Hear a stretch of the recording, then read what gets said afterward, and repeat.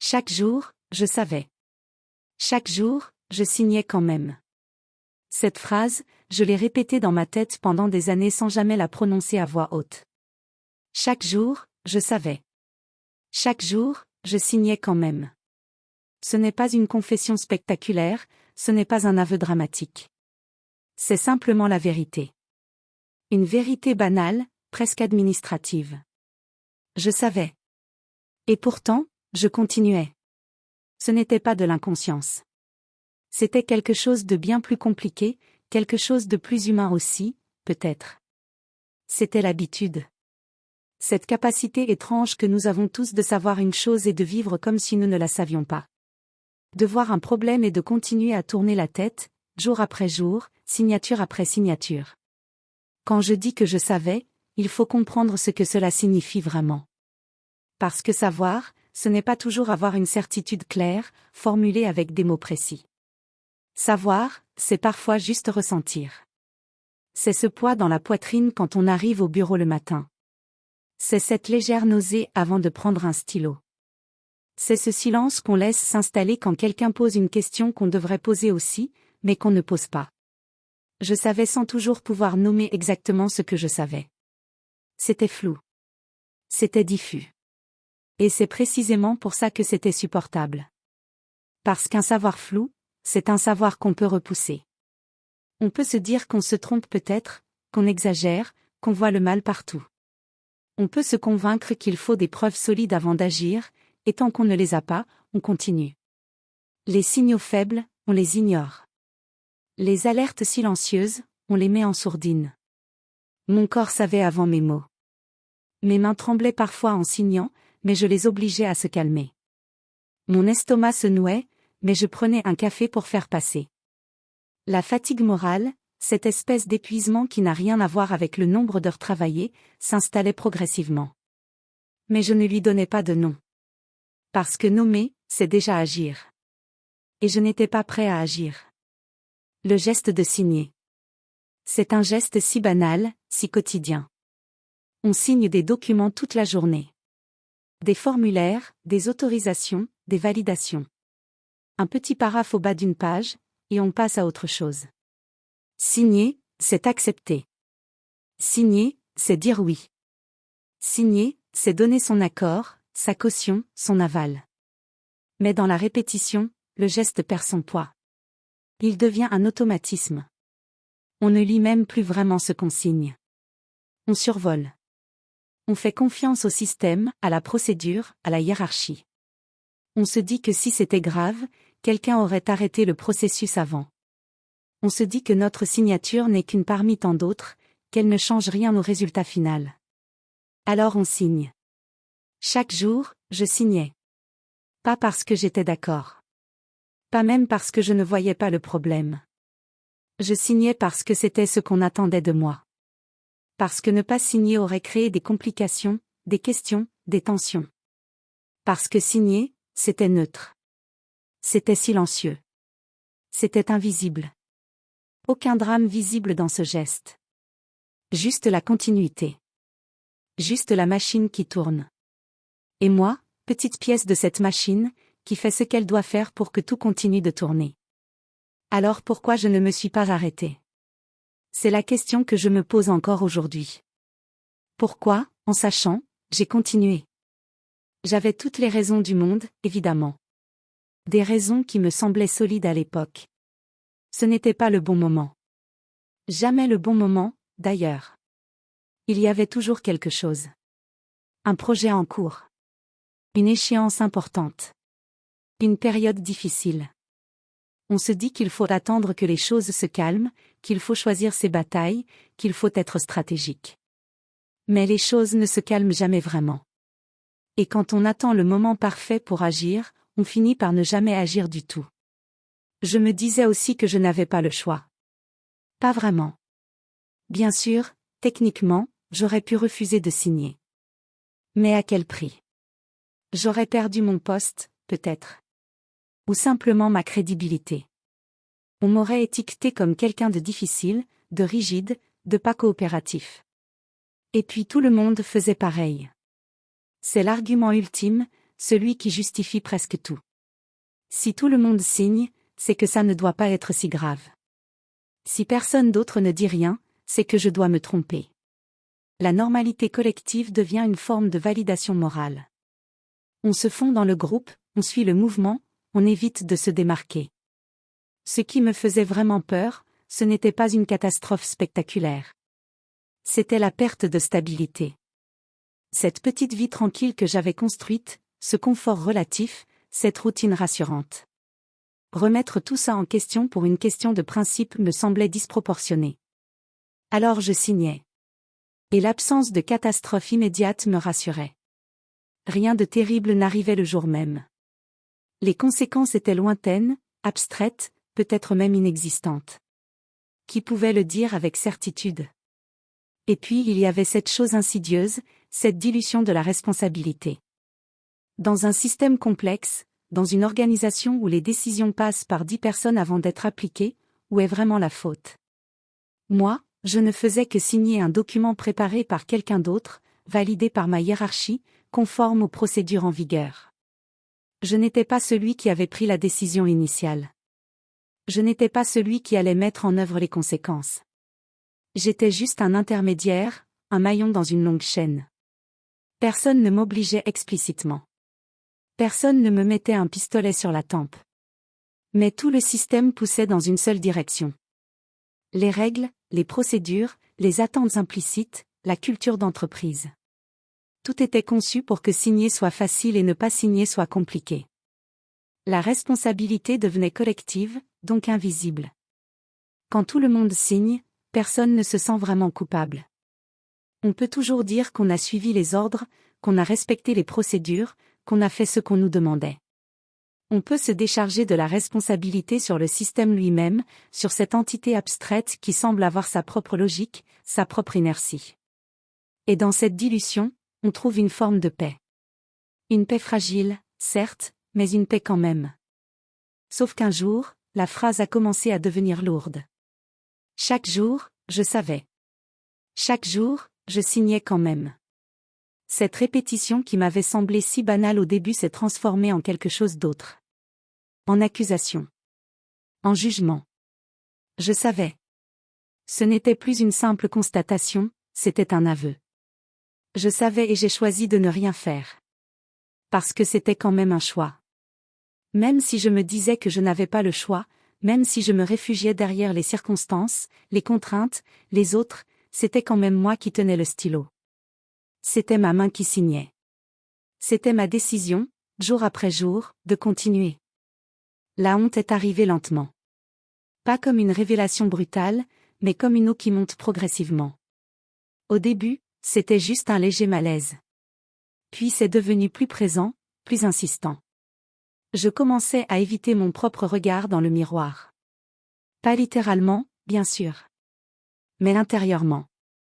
Je ne voulais plus me poser certaines questions. Je ne voulais plus examiner mes propres motivations. Parce que je commençais à voir la vérité en face, et cette vérité n'était pas flatteuse. Je n'étais pas la victime innocente d'un système oppressif. J'étais un participant actif. Un complice silencieux. Quelqu'un qui avait choisi son confort personnel plutôt que ses principes. Ce que signer m'a coûté, ce n'était pas quelque chose de spectaculaire. Je n'ai pas perdu mon travail. Je n'ai pas été ruiné. Je n'ai pas été publiquement humilié.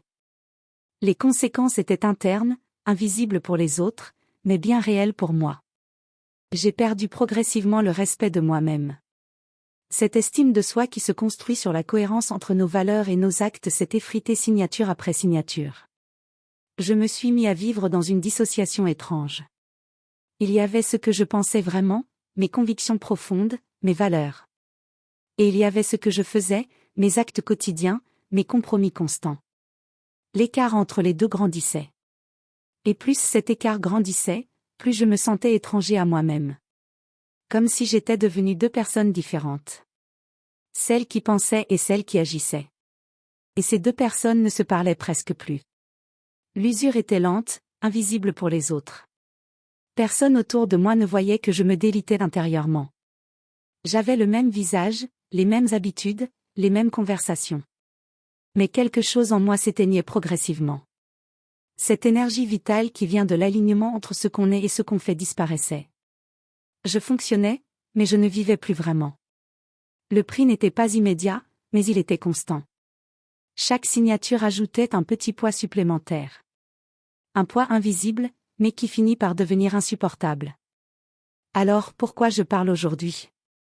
Je ne vais pas vous raconter que j'ai eu une révélation soudaine, que j'ai trouvé le courage de mes convictions, que je suis devenu un héros. Non.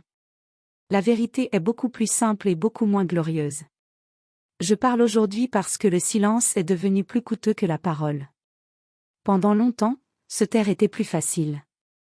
Plus confortable. Plus sûr. Mais à force de porter ce poids, à force de vivre avec cette dissociation, à force de me mentir à moi-même, le silence est devenu insupportable. Parler ne répare rien. Je ne peux pas effacer toutes ces signatures. Je ne peux pas revenir en arrière et faire les choix que j'aurais dû faire. Toutes ces fois où j'aurais pu dire non et où j'ai dit oui, toutes ces fois où j'aurais pu poser des questions et où je me suis tue, je ne peux pas les annuler. Mais je peux reconnaître. Reconnaître que j'ai su. Reconnaître que j'ai continué quand même. Reconnaître ma part de responsabilité dans un système que je critiquais intérieurement mais que je nourrissais par mes actes. Dire la vérité n'efface rien, c'est vrai. Mais ça arrête l'automatisme. Ça brise cette mécanique qui me faisait signer sans réfléchir, accepter sans questionner, continuer sans m'arrêter. Parler, c'est aussi espérer que quelqu'un d'autre, quelque part, qui se reconnaît dans cette histoire, s'arrête avant qu'il ne soit trop tard. Avant que le poids ne devienne trop lourd. Avant que l'écart entre ce qu'il pense et ce qu'il fait ne devienne un gouffre. Parce que je sais qu'il y en a d'autres. D'autres qui signent chaque jour en sachant. D'autres qui se trouvent des excuses, qui repoussent le moment d'agir, qui se disent que ce n'est pas si grave, que tout le monde fait pareil, que ce n'est pas le bon moment. Je les comprends. Je ne les juge pas. J'étais eux. Je suis encore eux, d'une certaine manière. Parce que parler ne fait pas de moi quelqu'un de meilleur. Ça fait juste de moi quelqu'un qui a fini par ne plus pouvoir supporter le silence. J'ai commencé à comprendre que la lucidité sans action est peut-être pire que l'ignorance. Celui qui ne sait pas peut au moins se dire qu'il n'avait pas les informations nécessaires. Mais celui qui sait et qui continue, qu'est-ce qu'il peut se dire? Il ne peut que constater sa propre lâcheté, sa propre complaisance, sa propre incapacité à aligner ses actes sur ses valeurs. C'est une forme de torture morale. Une prison qu'on construit soi-même, barre après barre, signature après signature. Et le plus terrible, c'est qu'on en a la clé. À tout moment, on pourrait ouvrir la porte. Mais on ne le fait pas. Par peur, par habitude, par facilité. Je repense à toutes ces années où j'ai signé. Des centaines, peut-être des milliers de signatures. Certaines étaient sans doute sans importance. Des formalités administratives, des processus routiniers. Mais d'autres, je le savais au fond de moi, étaient différentes. Elles validaient quelque chose qui n'aurait pas dû être validé.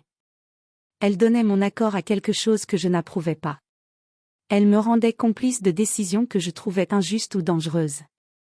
Et pourtant, j'ai signé. Parce qu'il était plus facile de signer que de refuser. Parce que refuser aurait nécessité de s'expliquer, de se justifier, de prendre position publiquement. Signer était silencieux. Signer était discret. Signer ne créait pas de vagues. Mais le silence a un coût. Un coût que je n'avais pas anticipé au début. Je pensais que je pouvais garder mes réserves pour moi, que je pouvais critiquer intérieurement tout en participant extérieurement, que je pouvais maintenir cette double vie indéfiniment. Mais ça ne fonctionne pas comme ça. L'intérieur et l'extérieur finissent toujours par se contaminer mutuellement. À force de faire semblant d'accepter, on finit par s'habituer. À force de ne pas dire ce qu'on pense, on finit par ne plus savoir ce qu'on pense. À force de courber l'échine, on oublie comment se tenir droit. Les compromis quotidiens, les petits arrangements avec soi-même, les justifications répétées finissent par éroder nos principes. On se dit qu'on reste fidèle à ses valeurs tant qu'on les garde dans son cœur, mais les valeurs qui ne s'expriment jamais dans l'action ne sont que des fantômes. Il y a eu des moments où j'ai failli m'arrêter. Des moments où la tension était trop forte, où le malaise était trop évident pour être ignoré. Je me souviens d'une fois en particulier où j'ai tenu le stylo au-dessus du document pendant ce qui m'a semblé être une éternité. Ma main refusait de bouger. Tout mon corps me disait non. Mais ma tête trouvait encore des arguments. Juste cette fois. Après, tu pourras dire quelque chose. Après, tu chercheras un autre travail. Après, tu prendras position. Toujours après. Jamais maintenant. Et j'ai fini par signer. Parce que le maintenant était trop difficile, et l'après était confortable dans son indéfinition. L'après pouvait être demain, la semaine prochaine, l'année prochaine. L'après n'arrivait jamais vraiment.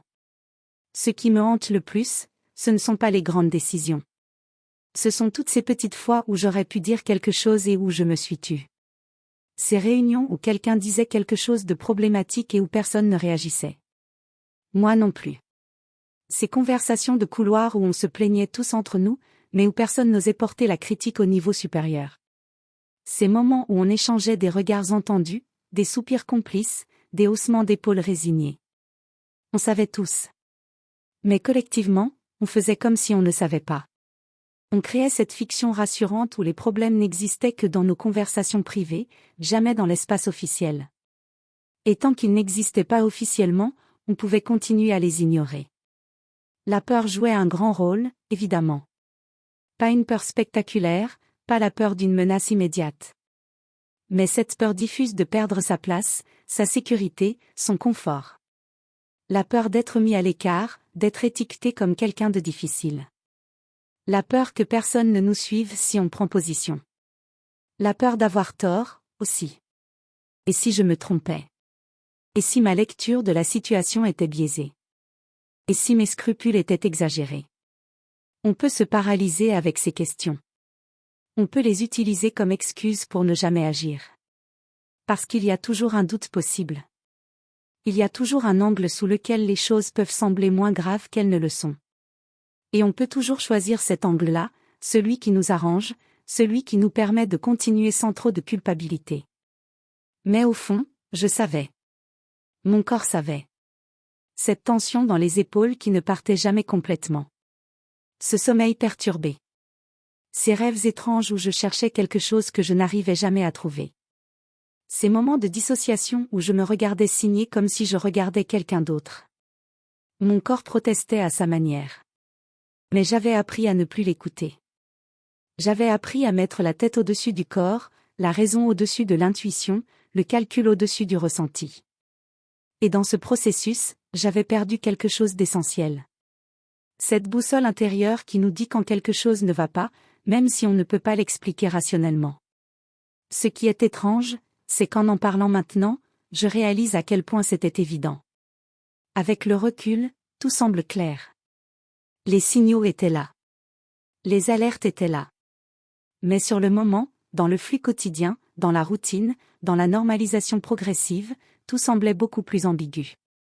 C'est l'une des choses les plus insidieuses dans ce type de situation. On ne se réveille pas un matin en se disant qu'on va commencer à faire des compromis éthiques. Ça arrive progressivement, presque imperceptiblement. Un petit oui par-ci, un petit silence par-là. Et avant même qu'on s'en rende compte, on est devenu quelqu'un qu'on n'aurait jamais imaginé devenir. Pas un monstre. Juste quelqu'un de complaisant. Quelqu'un qui sait et qui ne fait rien. Je me demande parfois combien nous sommes dans ce cas. Combien de personnes se lèvent chaque matin avec ce poids, cette connaissance inconfortable qu'elles repoussent, cette signature qu'elles vont apposer en sachant qu'elles ne devraient pas. Je me demande si c'est devenu la norme. Si nous avons collectivement décidé que c'était le prix à payer pour maintenir nos vies, nos emplois, notre stabilité. Si nous avons tous tacitement accepté cette schizophrénie moderne où ce qu'on pense et ce qu'on fait sont deux univers parallèles qui ne se rencontrent jamais vraiment. Et si c'est le cas, qu'est-ce que ça dit de nous? Qu'est-ce que ça dit de la société que nous construisons, signature après signature, compromis après compromis? Parler aujourd'hui ne fait pas de moi un héros. Je ne cherche pas l'absolution. Je ne cherche pas non plus à me décharger de ma responsabilité en la partageant avec d'autres. Chacun porte ses propres signatures, ses propres silences, ses propres compromis.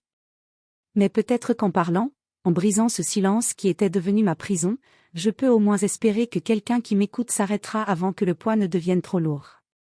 Peut-être que quelqu'un reconnaîtra cette sensation que je décris, ce malaise qu'on repousse, cette voix intérieure qu'on fait taire. Et peut-être que cette personne fera ce que je n'ai pas su faire pendant trop longtemps. S'arrêter. Dire non. Refuser de signer. Parce que le vrai choix n'est pas spectaculaire. Ce n'est pas un grand geste héroïque. C'est juste ça. Un jour, face à un document qu'on nous demande de signer, choisir de poser le stylo. Choisir de demander pourquoi. Choisir de dire que non, cette fois, on ne peut pas. Ce n'est pas grandiose. Ce n'est pas romanesque. C'est même probablement insignifiant à l'échelle du système. Mais à l'échelle de notre propre intégrité, c'est tout. C'est ce qui fait la différence entre quelqu'un qui sait et se tait, et quelqu'un qui sait et agit. Même modestement. Même imparfaitement. Mais qui agit. Aujourd'hui, quand je repense à toutes ces signatures, je ne ressens plus seulement de la honte.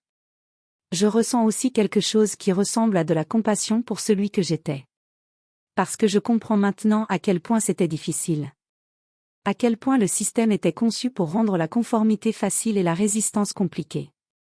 À quel point j'étais pris dans un réseau de dépendance, de peur, d'habitudes qui me dépassaient. Ça ne m'excuse pas. Ça n'efface pas ma responsabilité.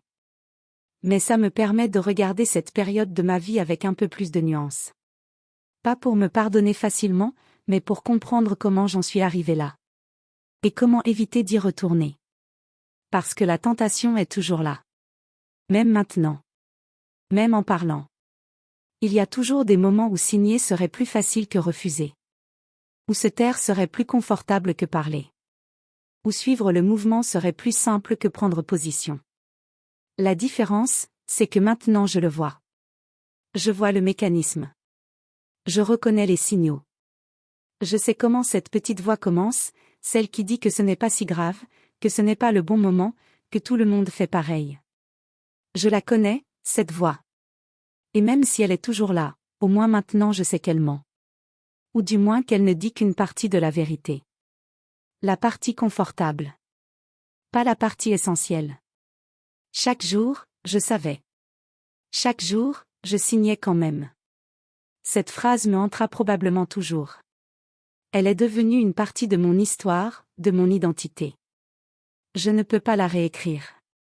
Mais je peux changer la suite. Je peux transformer ce constat en quelque chose d'autre. Pas en rédemption, pas en fierté, mais en vigilance.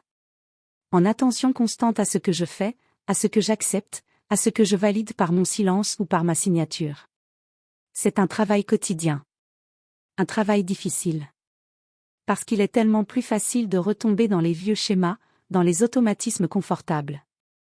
Mais aujourd'hui, pour la première fois depuis longtemps, je peux me regarder dans un miroir sans détourner le regard intérieur.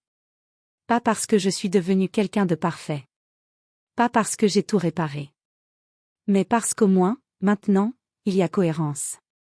Ce que je pense et ce que je fais commence à se rapprocher. L'écart se réduit. C'est fragile. C'est imparfait. Mais c'est réel.